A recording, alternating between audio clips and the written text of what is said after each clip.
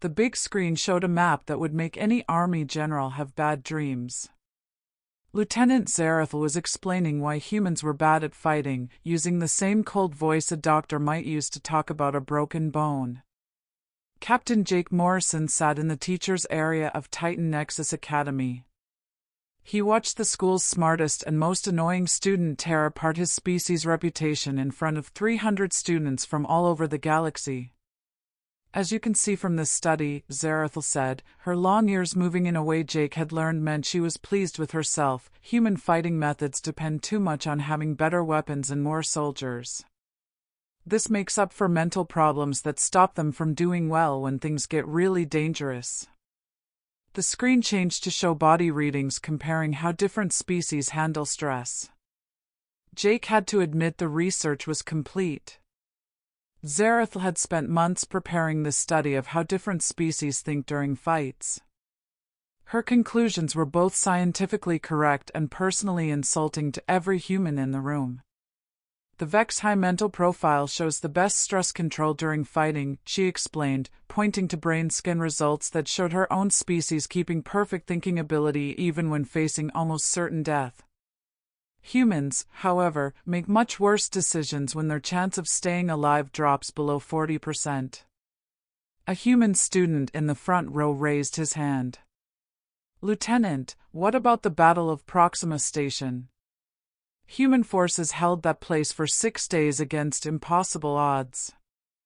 Zarathil's face suggested she had expected this question and filed it under predictably defensive human responses. Cadet Williams, the Proxima fight involved defensive positions with steady supply lines and clear backup schedules. The mental pressure was reduced by known factors and fighting support. I am talking about situations requiring individual action when death is almost certain. She moved to the next slide, which showed mission details that made Jake's coffee taste suddenly bitter. The fighting situation looked strangely familiar, though the secret codes had been removed for teaching purposes. Consider this theoretical rescue mission, Zarathil said, highlighting key points with her laser pointer like it was a weapon. Maximum security building, robot defense networks, no chance of backup or rescue, and a survival chance that computers refused to calculate because the numbers were almost zero. The students leaned forward, recognizing the kind of impossible mission that separated legends from dead bodies. Jake shifted uncomfortably in his seat, remembering briefings that had carried those exact details. The mental requirements for such a mission are beyond human evolutionary abilities, she continued with crushing certainty. Humans evolved as social creatures, dependent on group cooperation for survival. They lack the individual mental strength needed for missions requiring complete self-reliance and acceptance of certain death. Jake watched the human students' faces, seeing the mix of frustration and reluctant agreement that Zarathil's analysis carried. She wasn't wrong about the numbers. Human fighting effectiveness did drop dramatically when survival odds approached zero. What she didn't understand was that numbers only told part of the story. Furthermore, Zarathil said, warming to her theme, human fighting methods emphasize careful planning and risk reduction. This approach, while effective in normal situations, becomes a mental liability when missions require instant decision-making without enough information. She clicked to a new slide showing reaction times across species, and Jake had to admit the data was impressive. Vex High warriors could process fighting information and execute responses nearly twice as fast as human soldiers. Their evolved reflexes were optimized for the kind of split-second decisions that determine victory or death. The human tendency toward analytical thinking creates hesitation in scenarios requiring immediate action, she explained to an audience that included several humans trying very hard not to look personally offended. This hesitation becomes fatal when operating in hostile territory without backup support. Cadet Thompson, a particularly persistent human student, raised his hand again. What about Special Operations Forces? Human Spec Ops have completed missions that other species considered impossible. Zarathal's ears twitched with what might have been amusement. Cadet Thompson, please provide specific examples of humans completing solo infiltration missions with zero backup support and survival probabilities below 5%. The silence that followed was telling. Jake knew that several such missions existed in classified files, but the students weren't cleared for that information. Zarathal's challenge was technically unfair, but academically sound. The absence of examples supports my analysis, she continued with quiet triumph. Human special operations rely on extensive support networks, technological advantages, and carefully planned escape routes. They do not attempt missions requiring pure individual courage without hope of survival. She clicked to her final slide, which displayed a mission name that made Jake's blood run cold. Operation Kepler Extract. The details were cleaned up for classroom use, but he recognized the parameters immediately. This represents the theoretical limit of solo infiltration difficulty, Zarathal explained. Maximum security prison facility, AI-controlled defense networks, no communication with command, and extraction through hostile space monitored by automated tracking systems. The mission requires someone capable of accepting certain death while maintaining perfect fighting effectiveness. The hall was completely quiet as she built toward her conclusion. No human has ever attempted a mission of this psychological difficulty, she said with absolute certainty, because the evolutionary psychology of your species makes such extreme individual risk-taking impossible. Humans are simply not capable of the mental discipline required to operate effectively while knowing that death is the most likely outcome. Jake stared at the mission parameters on screen, remembering the weight of specialized armor, the taste of recycled air during a 40-hour infiltration, and the peculiar calm that had settled over him when he'd realized that his backup team was dead and extraction was no longer possible. The Vex High military doctrine, Zarathal continued, acknowledges these species-specific limitations and assigns missions accordingly. We do not expect humans to attempt scenarios beyond their psychological capabilities. Her tone was professionally neutral, but the condescension was unmistakable. In the instructor's gallery, Jake noticed that several of his colleagues had gone very quiet, their expressions carefully blank in the way that suggested classified knowledge. Questions? Zarathal asked, surveying the silent assembly with obvious satisfaction.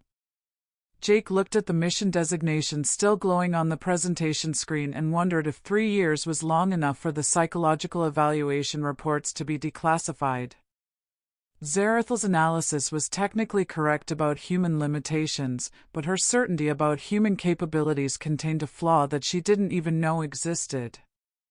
The presentation ended to polite applause, and Jake watched Zarathal accept congratulations from other alien students while the human students filed out with expressions that suggested their species' pride had taken a systematic beating. Tomorrow's exercises would focus on practical applications of fighting theory.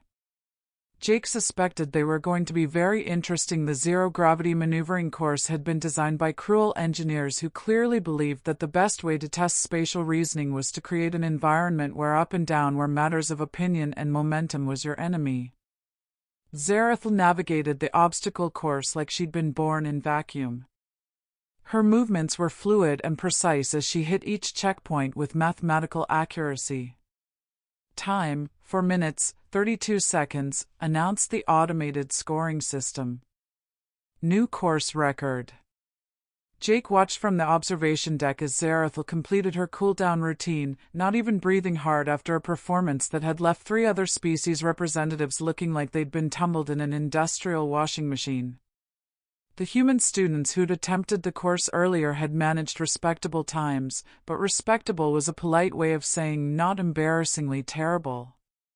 The Vex High inner ear structure provides superior spatial orientation in zero-gravity environments, Zarathal explained to the assembled students as she drifted back to the starting platform.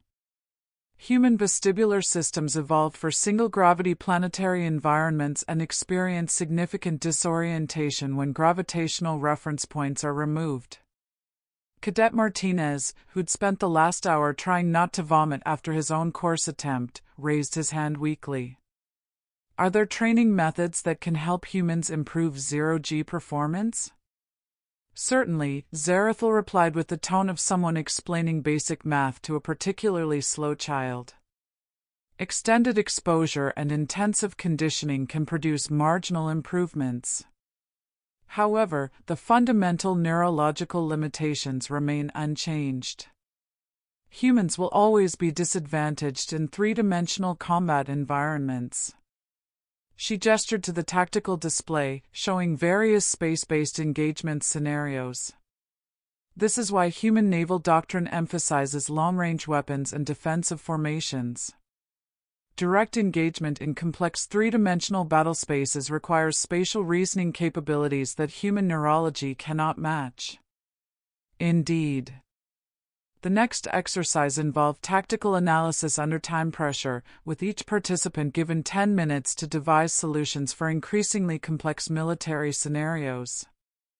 Zarathil approached each problem with the methodical precision of a computer program designed for strategic optimization. Her solutions were elegant and ruthlessly effective. Scenario 7, the testing computer announced, displaying a tactical situation that looked like someone had taken a normal battle plan and fed it through a chaos generator. Hostile forces control orbital positions. Friendly assets limited to single infiltration team. Primary objective, prisoner extraction from maximum security facility. Jake recognized the scenario parameters immediately. They were sanitized versions of real missions from classified archives. The testing protocols used historical situations with identifying details removed, creating theoretical exercises based on actual operations. Zarathil studied the display for exactly 90 seconds, then began outlining her solution with characteristic confidence. Initial assessment indicates mission impossibility under stated parameters. Recommended course of action: abort mission and request alternative tactical approach. Elaborate on your reasoning, prompted the testing system. The scenario presents multiple insurmountable challenges, she explained, highlighting key data points with clinical efficiency. Orbital defense networks prevent standard insertion methods. Maximum security protocols eliminate conventional infiltration routes. Most critically, extraction requirements exceed the psychological capabilities of available personnel. She turned to address the watching students directly, using the exercise as another opportunity to lecture on species limitations. This scenario requires an operative capable of functioning independently for extended periods while maintaining perfect tactical effectiveness despite near-certain death. Such psychological resilience exceeds human evolutionary adaptations. Jake shifted in his observation seat, remembering the taste of recycled air and the peculiar clarity that had settled over his mind when he'd realized that backup wasn't coming. The human stress response system, Zarathil continued, produces cognitive degradation when survival probability approaches zero. This creates a tactical paradox. Scenarios requiring the greatest individual skill become psychologically impossible for humans to execute effectively. She concluded her analysis with devastating certainty. No human operative would attempt this mission because the psychological requirements exceed species capabilities. The rational response is mission abort and personnel reassignment. The human students exchanged uncomfortable glances, unable to argue with logic that was both scientifically sound and personally insulting. Zarathil's assessment earned perfect marks from the automated scoring system, her solution praised for realistic evaluation of personnel limitations and tactical con. The afternoon's exercises focused on simulated combat scenarios, and once again, Zarathil dominated with performances that made her alien physiology seem unfairly optimized for warfare.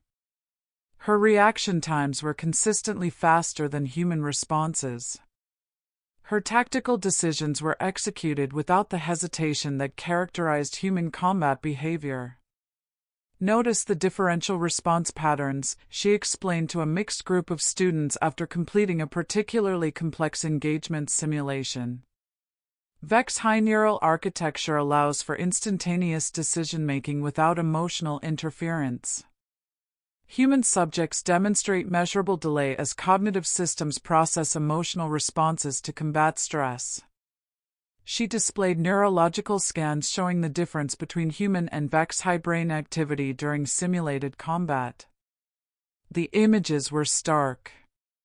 Human neural patterns showed complex cascades of activity as multiple brain regions processed fear, tactical assessment, and survival instincts simultaneously. VEX high patterns were clean, focused, optimized for immediate response without emotional complications. This emotional processing creates tactical vulnerability, she concluded. Humans require extensive training to overcome natural psychological responses that evolved for entirely different environmental pressures. Even then, performance degradation occurs when survival instincts override tactical judgment. Strengths.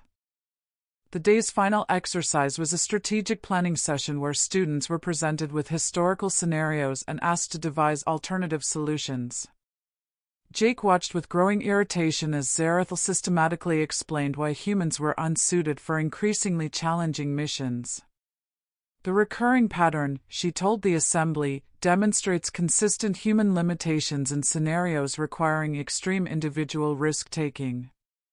Your species evolved successful group cooperation strategies, but individual psychological resilience remains constrained by survival-oriented neural architecture. She gestured to the display showing mission difficulty ratings across various scenarios. Humans excel in supported operations with clear backup protocols and established communication lines. They cannot function effectively in scenarios requiring absolute self-reliance and acceptance of certain death. Jake found himself remembering classified briefings, the weight of responsibility for missions that existed only in sealed files, and the peculiar loneliness of operating in hostile territory where rescue was not an option. The theoretical limit of human capability, Zarathil continued with academic precision, falls well below the requirements for truly dangerous solo operations. This is not a character flaw, it is evolutionary adaptation that serves human civilization effectively in conventional scenarios. Her analysis was complete, devastating, and scientifically rigorous. It was also based on assumptions that Jake knew were fundamentally flawed, though he couldn't explain why without violating security protocols that existed for very good reasons. Tomorrow would bring the final day of exercises, and Jake suspected that Zarathil's confidence in human limitations was about to encounter some unexpected complication. The psychological resilience testing protocols had been designed by people who clearly believed that the best way to evaluate mental fortitude was to systematically destroy a subject's confidence in their own survival prospects. Jake watched from the instructor's observation deck as Zarathil worked through scenarios that would have reduced most beings to gibbering terror. Her performance was as clinically perfect as a textbook demonstration of VEX high psychological conditioning. Scenario 12, announced the testing computer in its maddeningly cheerful synthetic voice. You are alone on a hostile station. All communication with command has been lost. Automated defense systems are hunting you. Your mission objectives require 6 more hours to complete. Estimated survival probability, 8%. Zarathil studied the tactical display with the expression of someone reviewing a mildly interesting mathematical problem. Optimal strategy involves immediate tactical withdrawal to defensive position, establishment of temporary base of operations, and systematic neutralization of automated threats using available environmental resources. She outlined her plan with mechanical precision, each step calculated to maximize survival probability while maintaining mission effectiveness. Her stress indicators remained flat throughout the exercise, her heart rate barely elevated above resting levels. The key factor, she explained to the assembled students after completing the scenario, is elimination of emotional interference with tactical decision-making. Fear responses compromise cognitive function and reduce survival probability. Vex-high psychological conditioning prevents such interference. Jake watched the human students' faces, seeing the mixture of admiration and frustration that had become their default expression when dealing with Zarathal's demonstrations. She wasn't wrong about Vex-high advantages. Their psychological conditioning was genuinely superior for high-stress scenarios. Human emotional architecture, she continued with characteristic academic detachment, creates cognitive conflicts in extreme scenarios. Survival instincts produce psychological pressure that interferes with logical analysis. This makes humans unsuitable for missions requiring sustained performance under conditions of near-certain death. Ions. The next round of exercises focused on decision-making under impossible circumstances, and once again, Zarathal excelled with performances that made complex ethical dilemmas look like simple multiple-choice tests. Her ability to process conflicting priorities and select optimal outcomes without emotional hesitation was genuinely impressive. Notice the decision tree structure, she said, displaying her analytical process for a scenario involving civilian casualties versus mission completion. Emotional investment in individual outcomes creates logical paralysis. Optimal decision-making requires assessment of statistical outcomes without personal attachment to specific variables. The human students struggled with the same scenarios, their responses demonstrating exactly the kind of emotional interference that Zarathal had predicted. They hesitated over decisions involving civilian casualties, second-guessed tactical choices that carried personal risk, and showed measurable stress responses when forced to accept losses for strategic gain. This demonstrates the fundamental limitation, Zarathal explained with clinical satisfaction.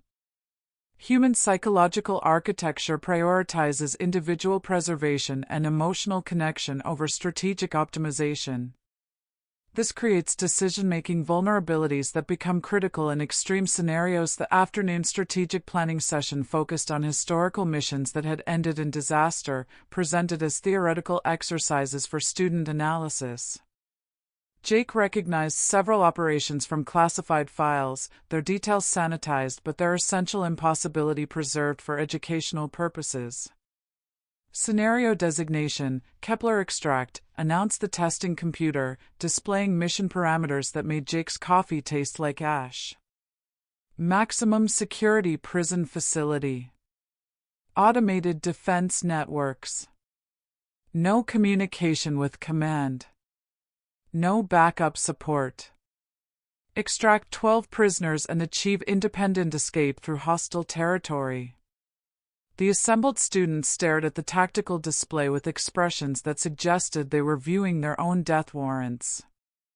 The mission parameters were genuinely impossible by conventional analysis: too many variables, too few resources, survival probability too low to calculate reliably. Zarathal approached the scenario with her usual methodical confidence, analyzing each component with the precision of a diagnostic computer. Her assessment was thorough, logical, and devastating. Initial evaluation indicates mission impossibility under stated parameters, she announced after completing her analysis. The psychological requirements exceed human operational capabilities by significant margins. She gestured to specific tactical challenges highlighted on the display.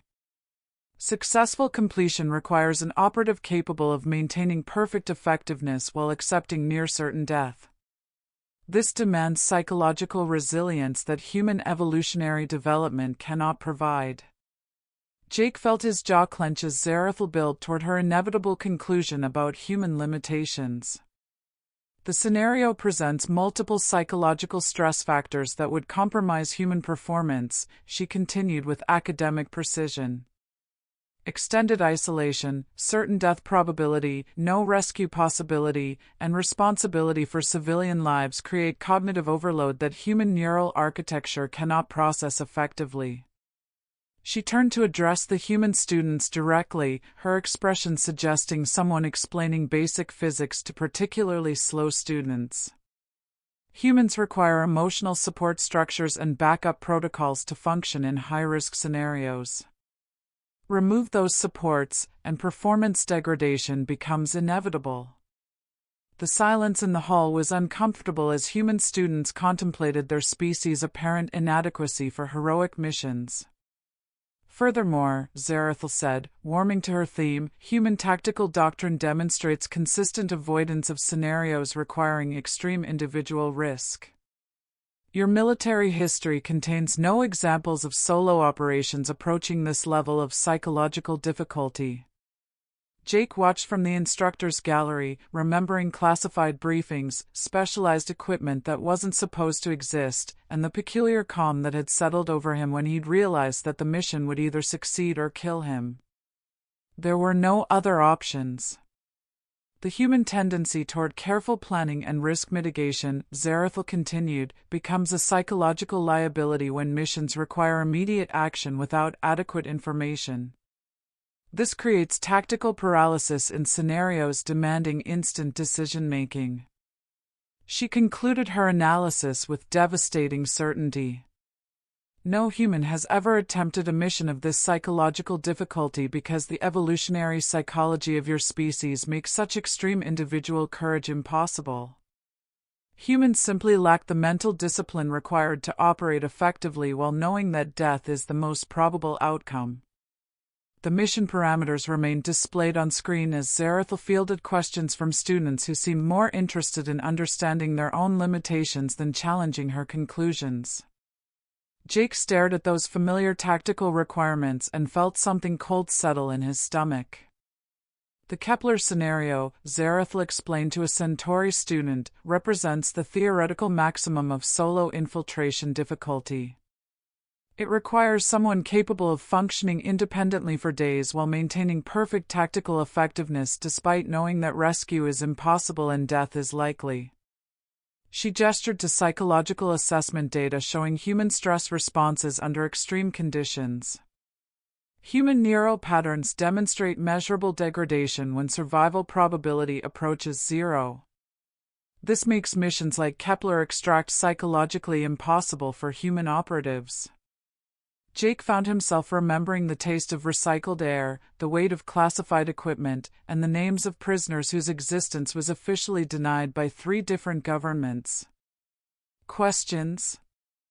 Zarathil asked, surveying the silent assembly with obvious satisfaction at having once again demonstrated human inadequacy through rigorous scientific analysis. Tomorrow would bring the final ceremony and Zarathil's keynote address on species-specific tactical limitations. Jake suspected it was going to be a very educational experience for everyone involved. He Academy's Grand Assembly Hall had been designed to impress visiting dignitaries with humanity's commitment to interspecies cooperation, its soaring architecture and holographic displays creating an atmosphere of academic grandeur. Today, it hosted 300 of the galaxy's most promising military officers, all gathered to hear Lieutenant Zarathil deliver what promised to be the definitive academic assessment of human tactical limitations. Honorable instructors, distinguished students, Zarathil began from the central podium, her voice carrying easily through the hall's acoustic enhancement systems. This week's exercises have provided unprecedented data on species-specific combat psychology. Jake sat in the instructor's gallery, watching Zarathil command the assembly with the confidence of someone whose conclusions were backed by rigorous scientific analysis. Her presentation materials were displayed on screens throughout the hall, charts and graphs that systematically documented human inadequacy in high-risk scenarios. The evidence demonstrates consistent patterns across all tested scenarios, she continued, advancing through slides that showed human performance declining as survival probability approached zero. Human tactical effectiveness correlates inversely with mission danger level, creating predictable operational limitations. The assembled students listened with rapt attention as Zarathil built her case with devastating precision. Her analysis of human psychological architecture was thorough, her conclusions about evolutionary limitations scientifically sound, and her examples drawn from a week of exercises that had repeatedly demonstrated Vex high superiority. Consider the implications for military planning, she said, highlighting tactical scenarios where human forces had relied on technological advantages and numerical superiority. Human doctrine compensates for psychological limitations through careful risk mitigation and extensive support structures. Jake found himself admiring the thoroughness of her research, even as he contemplated the classified files that would completely demolish her central thesis. Zarathil had spent months developing this analysis, and within the bounds of available information, her conclusions were unassailable. The most revealing data, she continued, comes from scenarios requiring extreme individual courage without hope of survival or rescue. Human performance in such situations demonstrates measurable degradation as emotional stress overwhelms tactical reasoning. She clicked to a slide showing the Kepler extract scenario, its parameters glowing on screens throughout the hall. This represents the theoretical limit of solo infiltration difficulty, maximum security facility, automated defenses, no communication, no backup, and near-certain death probability.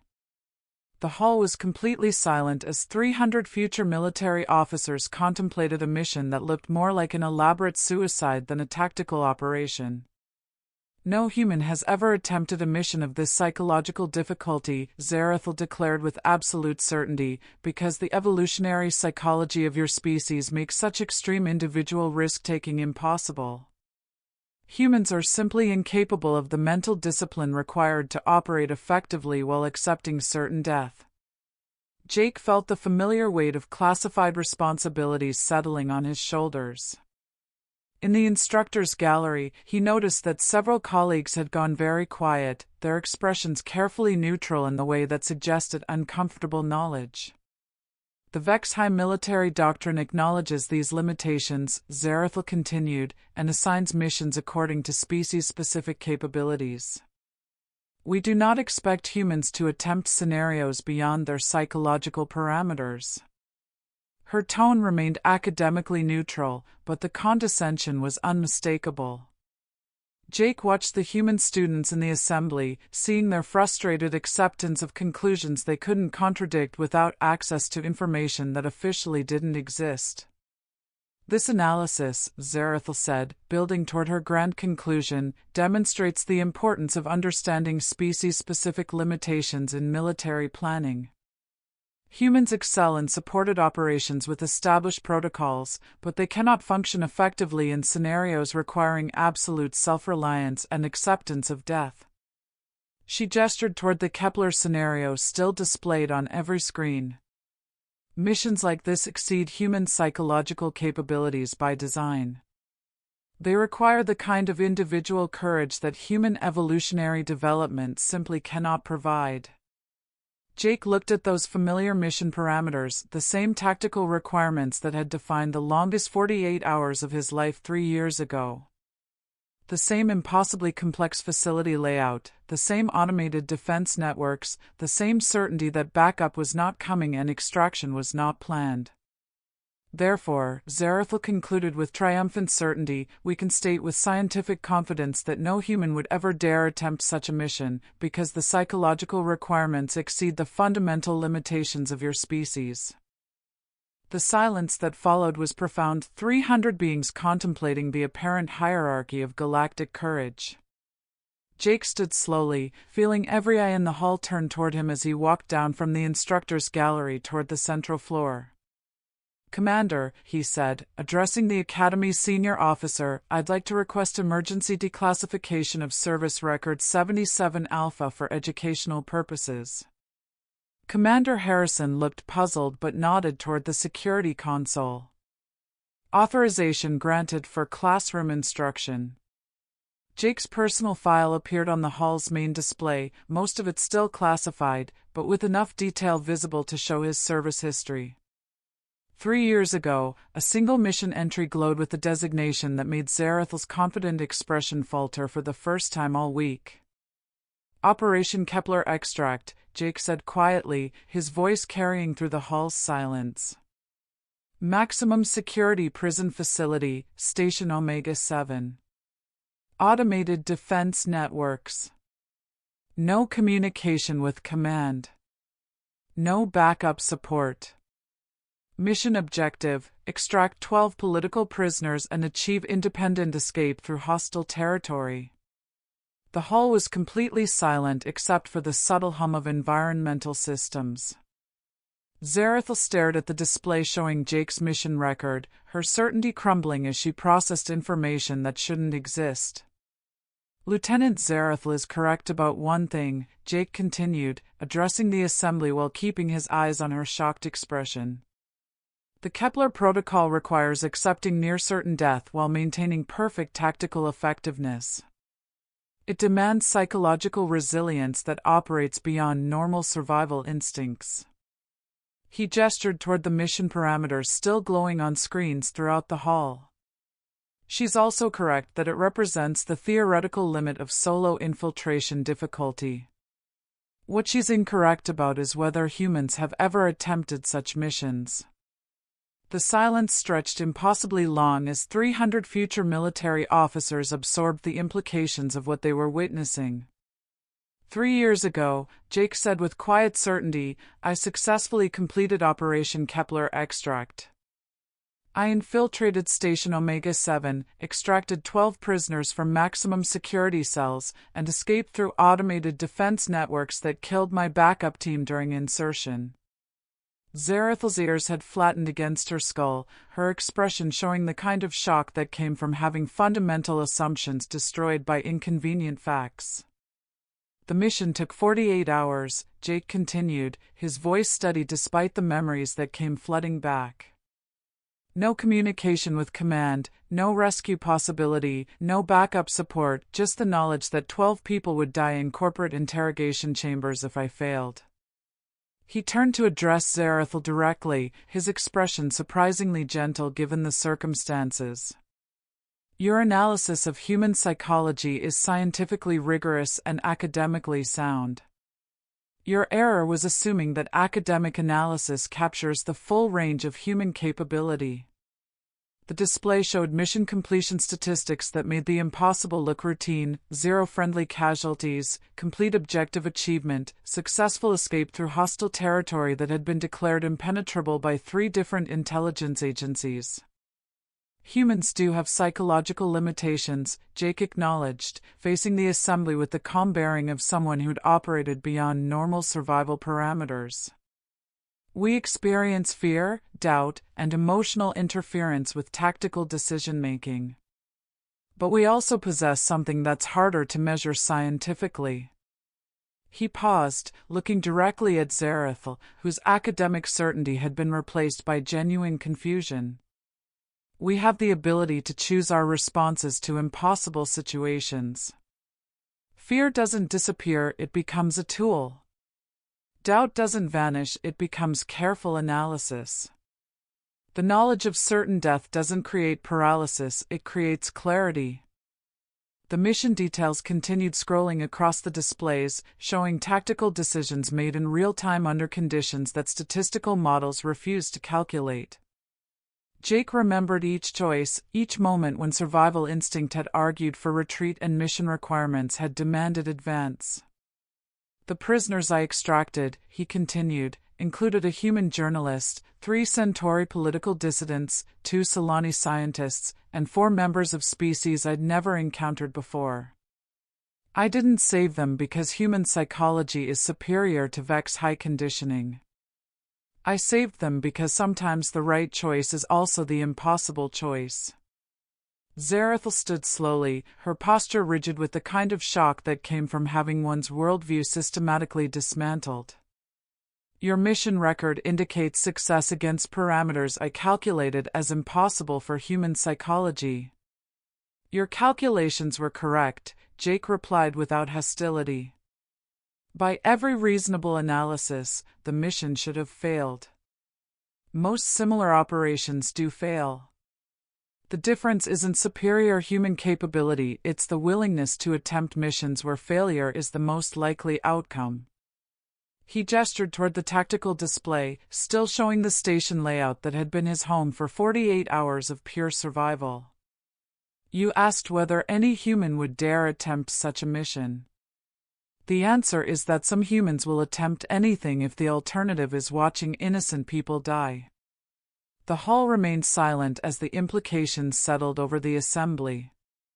Zarathal's research hadn't been wrong, human limitations were real and measurable. But her conclusions about human possibilities had been constrained by the boundaries of what seemed reasonable rather than what was necessary.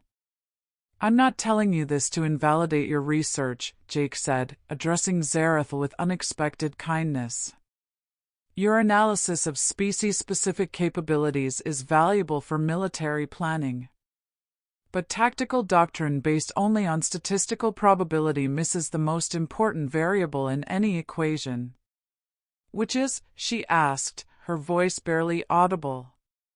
"The moment when someone decides that the mission is more important than their own survival, and then discovers they're capable of things that weren't supposed to be POS. Commander Harrison stepped forward, his expression grave with the weight of classified responsibilities. "Captain Morrison's mission file contains performance metrics that defied our own psychological assessments. The operation succeeded because he maintained tactical effectiveness while operating beyond normal human psychological parameters." Jake looked around the assembly, seeing future military officers from a dozen species processing information that challenged their assumptions about capability and courage. "The lesson isn't that humans are superior warriors," he said. "It's that every species probably has hidden depths that only become visible under impossible circumstances." He turned back to Zarathal, whose shock was slowly being replaced by something that might have been respect. "Your Vex high conditioning produces reliable performance under extreme stress. That's genuinely valuable. But reliability isn't the same thing as unlimited potential." The mission completion certificate appeared on screen, signed by officials whose names were still classified, but whose authority was unmistakable. Operation Kepler Extract. Complete success. 0 friendly casualties. All objectives achieved. "Lieutenant Zarathal," Jake said formally, "your analysis of human limitations is scientifically accurate within its parameters. Your error was assuming that those parameters represent absolute boundaries rather than statistical probabilities." She nodded slowly, her expression showing the kind of intellectual humility that came from encountering data that contradicted fundamental assumptions. "I miscalculated the variables involved in extreme individual motivation." "We all miscalculate," Jake replied with a slight smile. "The difference is whether we learn from the miscalculation or defend it." The assembly began to stir as the implications of the revelation settled over the gathered students.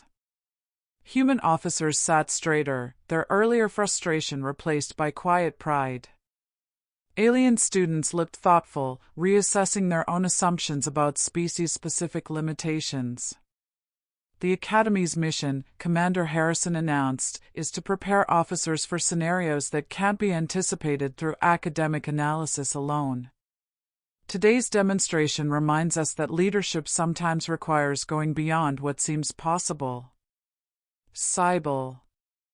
As the formal ceremony concluded, Jake found himself approached by Zarathal, who had recovered her composure but retained an expression of genuine curiosity. "Captain Morrison," she said carefully, "I would like to understand how you maintain tactical effectiveness while accepting certain death. My research indicates this should create cognitive paralysis." Jake considered the question, remembering the peculiar clarity that had settled over him when all options except success had been eliminated. "Fear doesn't disappear," he said finally. "It just becomes less important than the mission. When you know that 12 people will die if you fail, personal survival becomes a secondary consideration.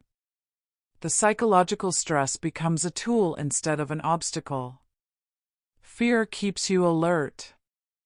Acceptance of death eliminates hesitation. The combination creates a kind of tactical clarity that's probably impossible to achieve under normal circumstances." She nodded slowly, her analytical mind processing concepts that didn't fit her previous theoretical framework. I will need to revise my research to account for variables I had not considered. That's what good scientists do, Jake replied. They change their theories when new data becomes available. 6 months later, Zarathil published a revised analysis titled Psychological Resilience Under Extreme Conditions, a multi-species comparative study. The research included extensive interviews with Jake and other classified mission veterans, creating a new theoretical framework for understanding capability under impossible circumstances. Jake returned to his quiet instructor's role, teaching interspecies combat psychology with a curriculum that now included case studies of missions that weren't supposed to be possible. His students learned about statistical probability and tactical analysis. But they also learned about the moment when someone chooses to attempt the impossible because the alternative is unacceptable. The Academy's newest motto, suggested by Zarathil herself, was carved in stone above the main entrance: capability is limited only by necessity and courage. It served as a reminder that sometimes the most important lessons couldn't be learned from textbooks, but only from the people who